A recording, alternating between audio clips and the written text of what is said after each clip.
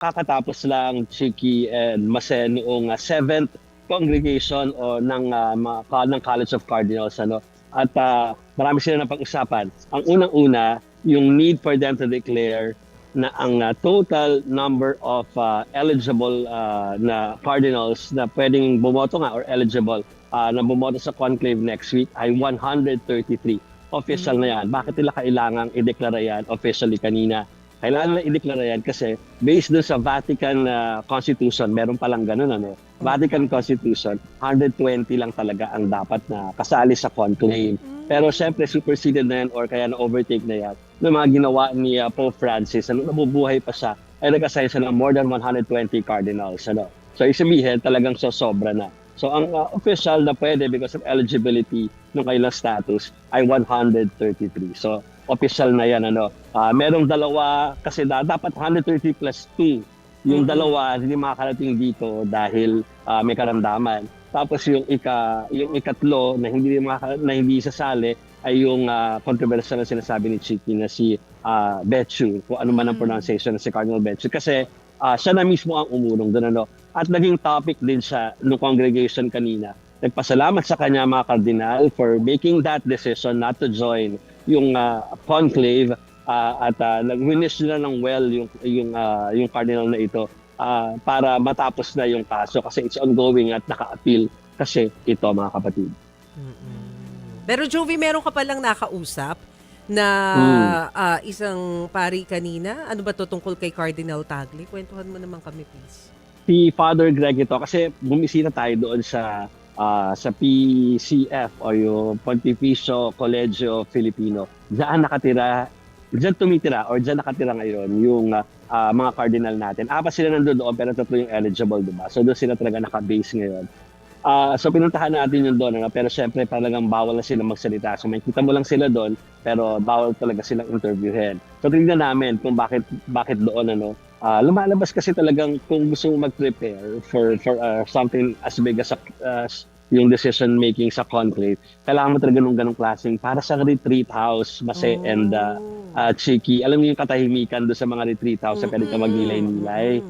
Nandoon, ganun yung datingan doon.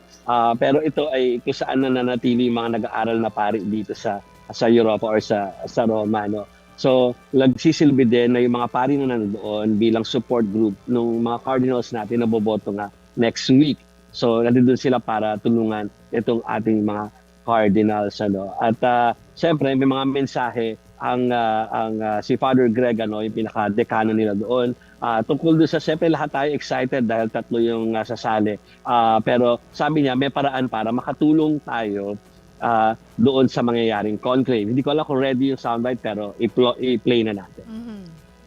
The advantage ngayon, malalaman ng cardinals yung situation sa buong mundo and they will get to know each other during these days before the conclave. And they will also try to see what the church needs, what characteristics of a pope we need today. Kami dito, we host them dito. Dito sa PCF, sanay na sanay naman tayo kasi marami ding bishops na nag-aral noong 1970s, 1980s, 1990s dito.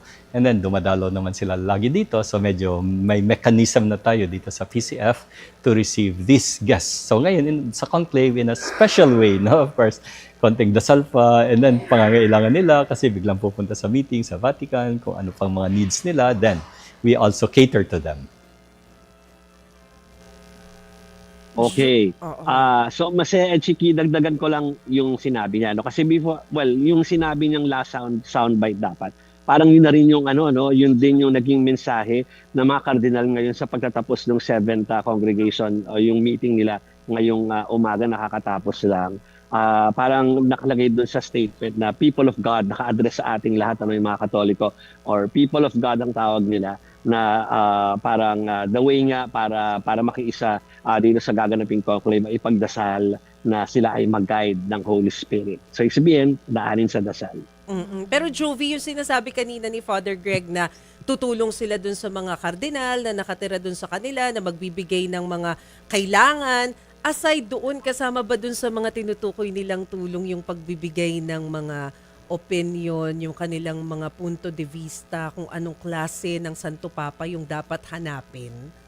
Kasama ba Nako, yun hindi doon? kasi sa hierarchy hindi sila pwede Oo. makialam so talaga they're really there to serve pinaka basic make them feel comfortable, make the rooms available for for enlightenment o kaya kapag ka nagninilay-nilay. At alam din natin na talagang sila yung bahala doon sa pagkain. Oo. Nadaanan ko yung kitchen nila kahapon at saka yung mess hall so ganun din so sila yung bahala doon sa nutrition ng ating mga kardinal. I see. Pero ano yung nasa likod mo, Jovi? Kasi nung una Okay. pag-on kanina kala ko construction pero parang hindi pala, barikada ba siya? So parang alam mo yung sige. Kung napanood niyo yung yung funeral nung Sabado Oo. yung parang puti na sa likod Oo, ko kita na namin. parang 'di ba? So doon nilagay parang doon yung altar nung nung Ayan pala yun. So medyo close tayo ngayon doon kasi Oo. pagkatapos nung steps andito na yung mga inupuan ng mga dignitaries tapos ito na yon nakabarikada for general public. So andito tayo ngayon nakatayo sa lugar na yon. Hindi pa Medyo nila lumapit tayo biglang natatanggal. nagulat lang ako na allowed today kasi sinara nila ngayon yung St. Peter's Basilica ng alauna. Kahit yung mga turista nagtatanong na ilan na yata yung nagtanong sa akin bakit nakasarado today. I think they're fixing kung ano man ang dapat na sa loob because of the preparations for the conclave.